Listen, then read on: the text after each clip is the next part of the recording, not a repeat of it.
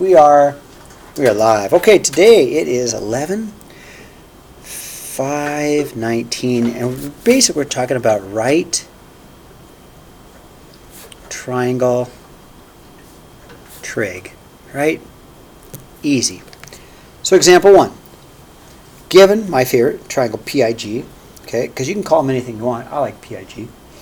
Find all the missing sides and angles. Okay, so when I take a look at this, and we've learned this before, what do you see as the easiest thing to find? The next degree. Right, angle I, right? So let's find the angle I is 90 minus 54. We know it's 90 minus because 180 degrees in a triangle, right? 90 of it's used here, so these two have to add up to 90. Thumbs up? That just makes sense, right? So what is that, a 46? 36, right? 90, yeah, it should be 36. 90 minus 54, 36 degrees, okay? And I like to, when I get the answer, I like to put the numbers in the triangle because that just helps me later, gives me more choices, okay? All right, now, in right triangle trig, if this is angle I, then the side opposite is labeled as little I. Or I could call it PG, but little I is easier to write. You okay with that? This is angle P, so the side directly opposite would be considered little p or GI, but it's easier to call it little p. And then, of course, the side opposite angle G, which is the hypotenuse, we'll just call it little g, okay? So now, what do we need to find? I need to find I, and side G, right? It does not matter. Sky, what do you want to find? Little I or little g? Little g it is. Okay, so Sky has forced us to use cosine. The reason he's forced us to use, oh no, we got to have an angle first. You haven't forced us to use cosine. So Sky, which angle do you want to use, 54 or 36? I don't know. Okay, now you have forced us to use cosine. Now the reason is because we know the adjacent side, right? We want to find the hypotenuse. Adjacent hypotenuse, we can look up on the board. Adjacent hypotenuse has to be which ratio? It's got to be cosine, right? So it's got to be cosine of theta is equal to the adjacent over the hypotenuse. But, you know, we don't really write that. We're going to write the numbers. Let's put the numbers in. So let's go cosine of 36, because that's the angle Sky picked. It does not matter which one you pick, Sky. Is equal to the adjacent side, which is 12, over the hypotenuse, which is little g. Okay, now I got to find and solve for little g, right? Yeah. I'm going to cross multiply. And I'll say it and I'll show it. Wait, you just moved 12 up, right? I'm going to move the g up. Oh, And then I'll divide by cosine. That makes sense? I remember this. I'll bring the g up and then divide by cosine 36. And I'll show it, okay? So when the variable's on the bottom, you divide. Easy to remember, okay? So let me do it. So if I multiply up by g, my g comes up here, and I've got a g times my cosine of 36 times my cosine of 36 equals 12. Now cosine of 36 is just a number. It's just a number, right? It's some decimal number. It's just a number. So let's divide by cosine of 36, divide by cosine of 36, and let's just use my calculus. I'm going to go, okay, I'm going to go straight to my 12 divided by cosine 36, and I get an answer of about 14.8. Nearest tenth is okay. So for little g, we're going to get 14.8. Okay, I'm going to put that answer. Yeah, so there's two choices, totally right. No, that's totally correct. We can either use Pythagoras theorem, I squared plus 12 squared equals 14.8 squared, awesome, totally correct. Or we could set up and use the sine function. It does not matter. Let's do sine. You want to do sine? Okay, sorry, Landon. Sine, you okay with sine? Right? So if I use the sine function, I'll say, okay, sine of 36 is equal to little I over 14.8, right? Or Pythagoras theorem. Multiply up the 14.8, and I'll go 14.8 times the sine of 36 is little a. So I've got, luckily I have that in my calculator, so for accuracy I can just use that number times sine of 36. I'm just going to keep that number in my calculator for accuracy, and I get about an 8.7. Okay, or Pythagoras theorem, right? So we got it. Wait, do you always multiply up the bottom number then? Yes, that's super easy. Let's make this as easy as we can. Okay, variable on the bottom, we divide. Variable on the top. Variable on the top, multiply, right? Does that make sense? Because you're Yes. just going to multiply it up, right? Uh-huh. The variables on the bottom, you got to cross multiply and divide, okay? It's super easy to remember. Variables on the bottom, you divide. The variable on the top, you multiply. Is that an easy way to remember it? Okay, all right. Example 2, all right? Now, we want to find angle A. So if we want to find angle A, now we haven't talked about this yet, but in math, everything has an opposite. What we did is we took the cosine of an angle, gave me a side. The opposite of that would be if I have a side, I can get an angle. Okay, now in math, opposite, we like that word inverse with me, inverse.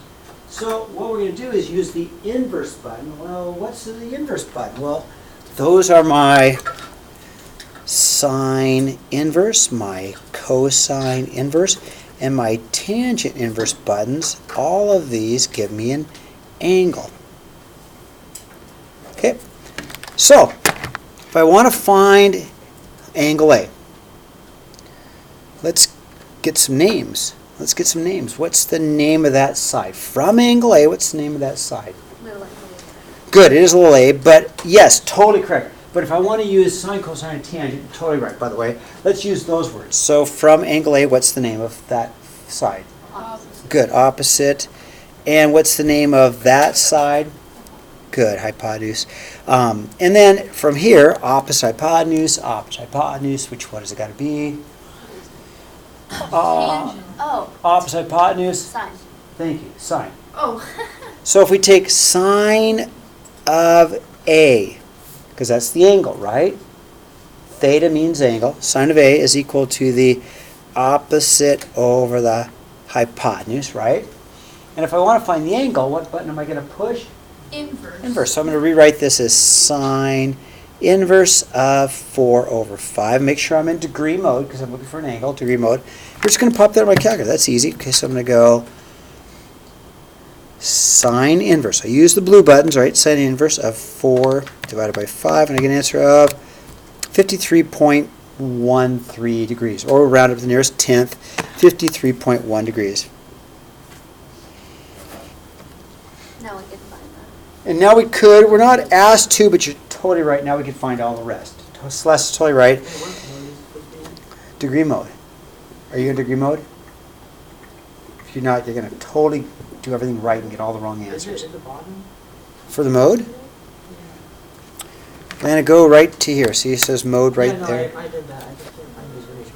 You're gonna read it. You shift it over Where it says ready right and push enter. Make sure you push enter. Okay, number 3, let's draw a picture. So, a tree casts a shadow of 532 feet long at an angle of depression. The angle of depression means the angle is going to go down, okay? So, here's my tree, assuming it grows straight, okay? An angle of depression is going down. Okay, here's my angle of depression, okay? There's my angle of depression. An angle of depression is from horizon down. Angle of elevation is from the horizon up. Horizon down, okay? So that's a 25.7 degrees. 25.7 degrees. Don't put that angle here. You're going to get the wrong triangle. However, we learned from geometry that these two angles are equal. Remember that? Right? Remember from geometry these two angles are equal? Didn't we go outside and actually do this? Yeah, we did. We should do that again. We could go outside. 0.7 degrees, right? We know the shadow is 532 feet. I want to find the height of the tree. Let's just call it T for tree. All right, so let's go back to what we know. Do I see a right triangle? Heck yeah, my right triangle is right here. We're going to assume trees grow straight. They don't always. We know that, right? We're going to assume this tree grows straight at a right angle. Okay, sometimes they are kind of crooked, right? We know that. Now we're going to assume our ground is going to be flat. So, start with your angle. Here's my angle. What's the name of that side? Opposite, good. What's the name of that side? Good. Which trig ratio we're going to use? Tangent. I heard tangent. You guys agree? Tangent. Opposite, adjacent. So I'm going to go tangent of theta, or tangent of 25.7 degrees, equals my opposite, which is little t, or the tree, over my adjacent, which is 532. Do we multiply or divide? Multiply. Sure. We're going to multiply up the 532, right? So I'm going to go on my calculator, 532 times the tangent of 25.7, and I get an answer of about 256 even, about 256.03, or 256 feet, okay? So this should be really easy, because we did right triangle trig way back from geometry, right? For those of us who took geometry, right? Okay, ready to turn the page? Okay, now, example 4. All right. Okay, from a point on the ground, 500 feet from the base of the building, so 500 feet away, right? An observer finds the angle of elevation to be 24 degrees to the flagpole, and then 24 to the building and 27 to the building, okay? So what I have is really two different right triangles, okay? So here's how we do it, okay? If I find the entire height here, and then if I find the height of the building, I can take the building height minus the entire height and have the flagpole, right? Wouldn't I? So first, let me outline the two triangles. Let's find the big triangle first, okay? So let me highlight the big triangle, okay? So let's find the building plus the flag, okay? That's my first triangle. And the angle of elevation to that was 27 degrees, okay? Well, 500 feet away, and let's find this value here, okay? Let's call that x, all right? Okay, opposite, adjacent, right? So let's use tangent of 27 is equal to opposite over my adjacent, okay? Multiply, right? Multiply, so I'm just going to go 500 times my tangent of 27 is equal to x. Use my calculator, 500 times the tangent of 27, and I get an answer of about 254.76. I'll round it up to 8. Oh, let's just round it, 255. We'll just round 255 for that full distance, right? Okay, now let's look at another right triangle, okay? So the second right triangle I want to look at is this one, okay? The building, okay? And now let's call this y, the height of the building y, okay with that? And this angle happens to be a 24 degrees. So it's the exact same problem, just different numbers, right? Opposite, adjacent, so let's set up tangent of 24 is equal to my y value, that's my building, over my 500. Am I going slowly enough? And then we'll find out the value of y, which is the building, okay? So multiply by 500. 500 tangent of 24 is equal to y. I'll use my calculator, 500 tangent of 24, and I get an answer of 222.6, okay? 222.6 feet. Okay, so it's a pretty tall flagpole, actually. So I'll take my x value, which is my 255, minus my building, which is my 222.6, and what's left over should probably be the flagpole, right?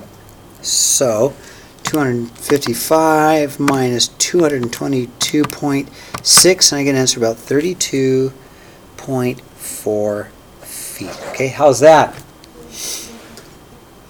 Now, we got plenty of time. Should we do this together? Yeah. Let's get her done, huh? All right.